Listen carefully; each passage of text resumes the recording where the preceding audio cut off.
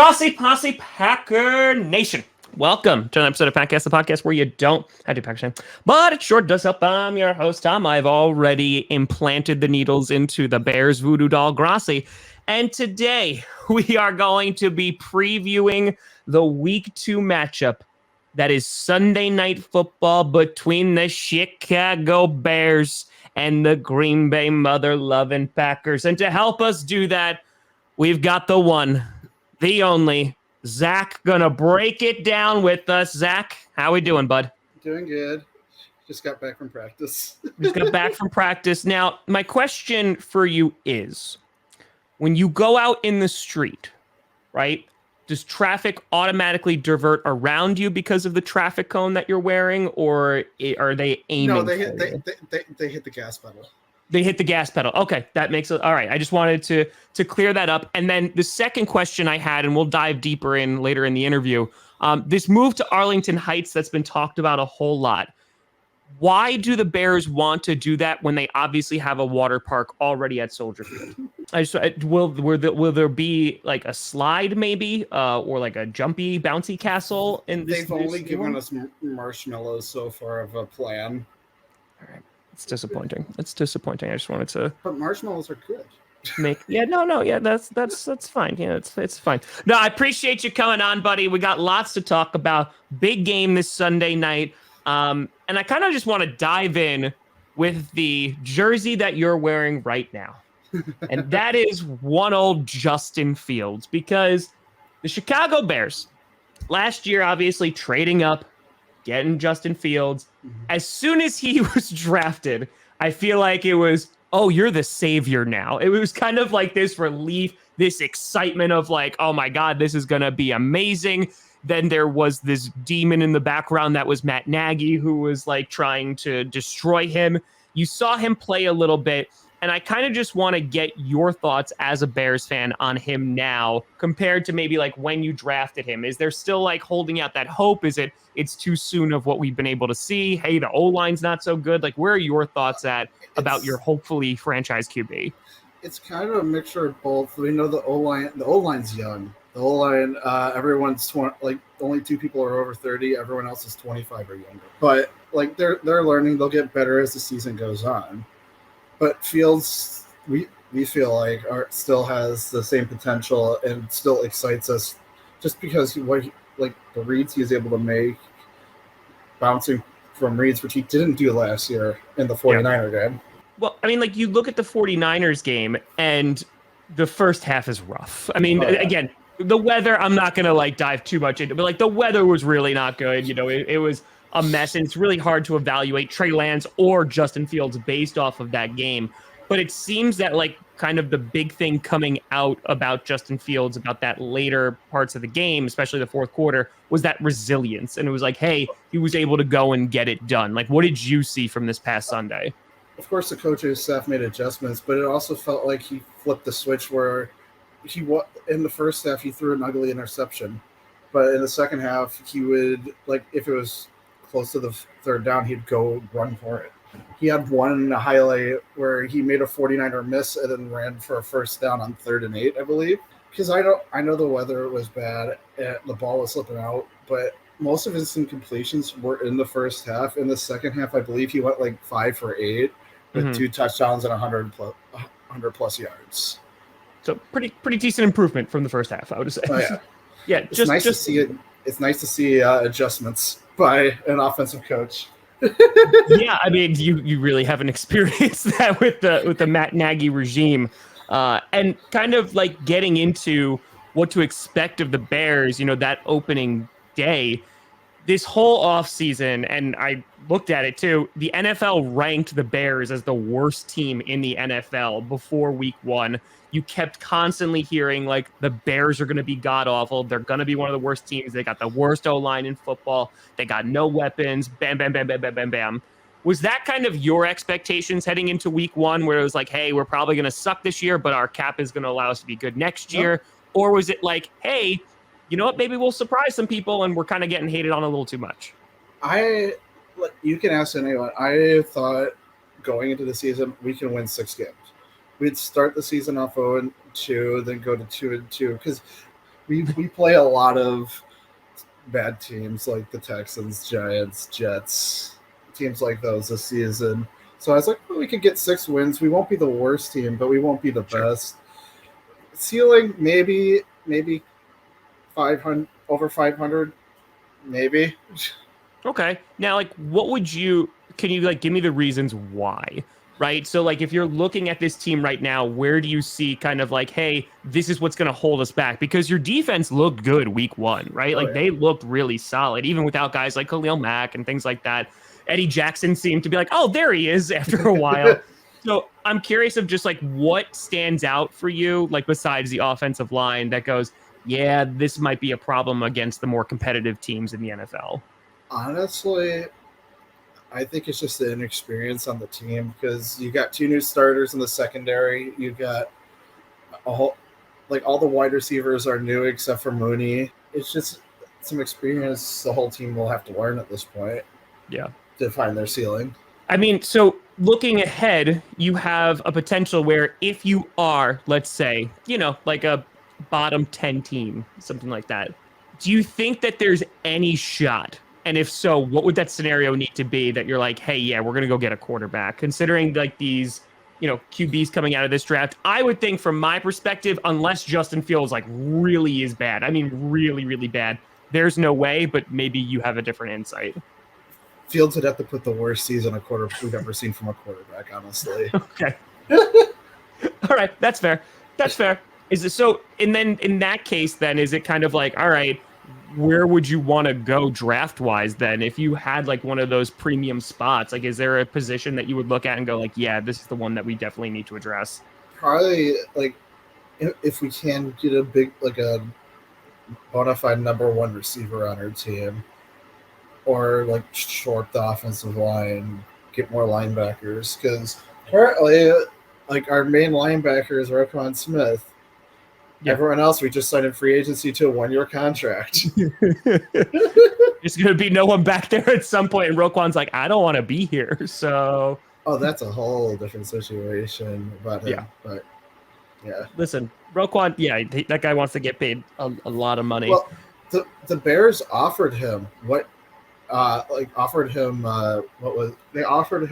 like 19.7 million a year. Mm-hmm. He turned it down because he wants more than 20. Yeah. Even though the 19.7 is still the most in the league for a off the ball linebacker. I mean, that's unfortunately, like, those are the markets. And it's kind of one of those things that it's like, all right, well, let's see if he can play up to that kind of contract, coming in. Because your cap does get significantly better next year. Like, you get a ton of money in the reserves again. I believe we have over 100 million in cap space next offseason. Yeah. We probably won't use all of it because we need to keep it for some of it for like when eventually if Fields pans out, we will need to extend him. Sure. But maybe some free agents. Hey, there you go. I mean, like, you'll kind of be able to like have your pick at that point. And we kind of joked around about this before, but one of the big stories that happened during the offseason, and this has been rumored for a really long time, and you mentioned like the very skeleton of a plan that has been suggested, talking about the Bears moving from Soldier Field to Arlington Heights. As a Bears fan, is it kind of like, yeah, this is necessary, oh, this sucks, a kind of mix of both? Like, kind of what are your feelings about moving on from Soldier Field? It's a mix of both because you can't get any better than playing on the lakeside. But I can see where ownership is coming from because they don't own the stadium. They tried to add a sports betting book bar there last year, pay for the whole thing, give the city 20% income. City said no. Oh, I actually didn't even know that. So, like, because they don't own the stadium, they're not. So, like, with this new stadium, their hope is like, hey, we can recoup this money basically anytime we want because we own it completely. Oh, yeah. Well, that's it. I mean, is there like kind of this like, hey, it's such a historic stadium, like, don't want to leave it kind of thing? Yeah. And also the fact that the new stadium, they have confirmed it will be a dome. So that would be Lambeau Field as the only non-dome. Come on, Zach. Earth. I want to play it. I like outside football. Come on, Zach. Like this week, I loved it because it was rainy. It was fun. Yeah. But they want to host Super Bowls. They want to get the Final Four. They want to get all this stuff there. They want to host college football playoffs. Yeah, I think the business opportunities are pretty intense. I mean, like, because the league, if you build a new stadium, I mean, this is what happened with Minnesota, right? Like, you build a new stadium, you get a Super Bowl. I mean, that's basically what the deal is. So Oh, it's still a ways away, but you'll eventually get one. oh yeah. Well, look, the Silver Dome get for Lions. Ford Field got a Super Bowl as soon as it's built. Yep. Silver Dome got a Super Bowl as soon as it's built. Metrodome. Yep. But they've only ever gotten one. That's the one thing I'm worried about. All three of those only got one. That is kind of like the issue. You're guaranteed one because it's being built, and the league is like, here you go, like, to do you a favor kind of thing. Like, that's why, like, the Raiders are going to get, and then you're going to have, obviously, the Rams just had one, and or Chargers, they were able to get one. Yeah, I wonder that because there are those talks of, like, you're moving into the suburbs, right? Like, do you foresee that being a potential problem, like just the location of it, moving from where you are now to now Arlington Heights? Not really, because there are plans to upgrade the infrastructure around there, to upgrade all the roads. People are like, well, there's only 2-lane roads, so they're planning to upgrade to 4 lanes with the land they have. That's also where they're receiving some pushback because they want public funding for infrastructure, which every business gets that. Like, you get a Walmart, you get a Walmart, they put in like stoplights, they put in the roads for them. You do these for these other companies, but aren't willing to do that, at least for the Bears, because we're willing to pay the stadium ourselves. Which is different too, because that, like, is different from other leagues in which you have, like, taxpayers paying for a lot of these stadiums. So, I mean, like, that's a nice deal. But yeah, I can see why there could be some pushback, and it might just also be because the people who just want it to stay at Soldier Field. Well, it's pushback from some people at Arlington Heights about they don't want to foot the bill for some of this stuff. Oh, all right, Arlington Heights. All right, calm down yourself. You're getting a football stadium. Now, kind of, you played week 1. You come back, you defeat the San Francisco 49ers. You mentioned before, like, where you thought your ceiling could be, like maybe a 500 team. Has this past Sunday changed your expectations or perceptions at all about this team going forward? Because you thought you'd start 0-2, you're 1-0 right now heading into Lambeau. So is there any kind of, like, maybe change in opinion? Like, hey, maybe this team actually could put up more wins. There is a bit. It also depends on when Dak is back healthy too. Because we play the Cowboys before their bye, which they said he won't be back for the Packers, so the Packers game until after. So I'm kind of thinking, oh, maybe we could pick up another win here because they will be starting their backup instead of their starter. I mean, you have opportunities there because, like I said, your defense looked good. I mean, they looked solid, and we'll kind of see what it's like going forward. And looking at this Sunday, the Bears haven't won in Lambeau since good old Brett Favre's good old retirement night. I remember that very well. On Thanksgiving. Yeah, that was basically the Super Bowl for the Bears. for the team that season. Yeah, exactly. So, looking ahead at this Sunday, can you kind of give me some reasons why you think the Bears have a good shot of upsetting the Packers and getting the win, and then kind of taking a look at the other side on what could potentially cost them the game? Like, to give us a win, like Elton Jenkins and Bakhtiari, I've heard that they might not play again. They practiced, but I've also heard they might not play this Sunday either, which will be interesting just because our pass rush turned out to be better last week than I thought it would be, especially with our 5th-round rookie who got his first career sack off Mike McGlinchey, and they got a second, half sack off of Trenton Williams, their left tackle.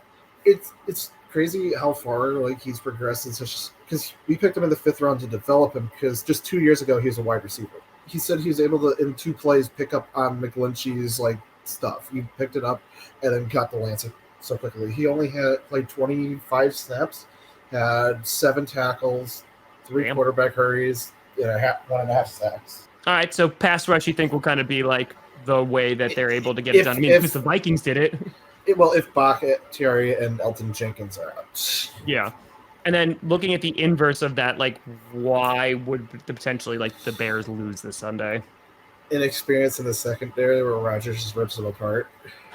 Yeah, I mean, listen, it would help if Christian Watson caught a pass. That would have been nice. But like maybe they'll just call the same play again. So I mean, yeah, that could be a problem because that was something that the Vikings were concerned about heading into this, but they were able to get after the quarterback so efficiently, and Rodgers really had no time. So, I mean, Rodgers hurried a lot of plays, didn't have a lot of time to throw, and it seems like that might be the key for the Bears to win it on Sunday.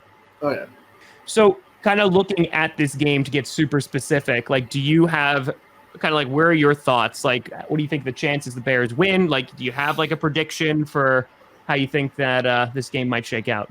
This is either going one or two ways. One way we get blown out. One way it's a defensive struggle where either we win by like a field goal or we lose by a field goal. Where are you leaning, Zach? I'm still 50-50. Well, because it all depends on if your two tackles play. If Bakhtiari and Jenkins. I mean, listen, and angry Aaron Rodgers, we saw last year they lost week 1 and got blown out, and then they won like 7 straight games. So yeah, we'll see. There's one thing I have hope for, but it doesn't have to apply to this game. Every Bears coach's first year since Ditka, and the only reason he didn't get one in his first year against the Packers was because it was a strike-shortened season and they didn't play him that year. But every first year for Bears coach, they win one of the 2 games. Okay, so it looks like history. At least maybe if it's not for this game, maybe it's the following game. Yeah, because like Matt Nagy lost at Lambeau, but won at Soldier Field. Yeah, it always seems to be the second game, but that also could change too. Because John Fox lost the first game, won the second. I mean, how happy are you with this new regime over Ryan Pace and Matt Nagy? Is there kind of like a sense of relief where it's like, hey, even if they're not even if they aren't like the most amazing, it's something just that's different than what we had because what you had wasn't working. Yeah, no, it clearly was not working. But I've been like Poles has been very like he's only 36. He's been very energetic. Yeah. When the game was over against the 49ers, he was on the field hugging the players. Nice. Which is something Pace would just be like, I'm staying in the booth. Yeah. just golf clapping, just being like, good job, team. I don't want to get my suit wet. And he's out there like hugging the guys with his suit. Sopping wet. I mean, listen, you and the Vikings kind of are in similar circumstances, meaning that, kind of new regimes. You obviously have a very young QB that you're hoping to develop. You've had that staple defense for many years, and you might just be one of those teams that are able to just like hang around because you have that defense. You still have guys like Mooney and Montgomery, and it's kind of just like, hey, let's wait and see how the season progresses. What Lovie Smith used to teach, which is go after the ball, even if it's a completion, you go after it. Yeah. Punch the ball. Deebo Samuel fumbled the ball because Johnson took an opportunity to punch it out, which under Nagy never would have. The thought process is different. Like everyone's bought in now. Under Nagy, I don't think everyone was. Everyone even saw like the writing on the wall. Yeah, even like years after they weren't buying. I mean, how many rumors did you hear that Thanksgiving game? Like it was like, oh, he's fired after this one. Like he's gone. He's fired. Yeah. No, he's fired if they lose. I remember that. And then they won, and they were like, "Why did we win?" It was like, no. Why did you let us win?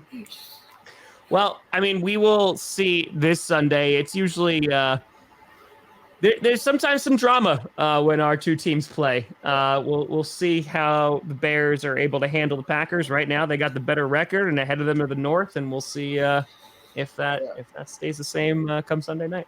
Oh yeah.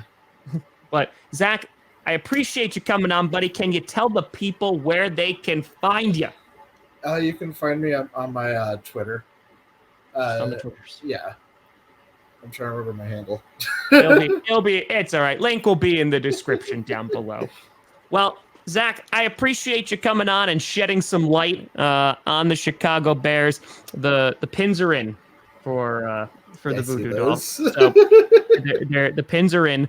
It did not work against the Vikings. I hope it's a little bit more successful against the Bears. And I wish you luck every time you play another NFC North opponent that's not us this season. So wish you all the luck with that. Oh yeah. So, but, folks, thank you so much for watching. I'm Tom Grossi, and as always, go Pack Go. Nailed it. Nailed it.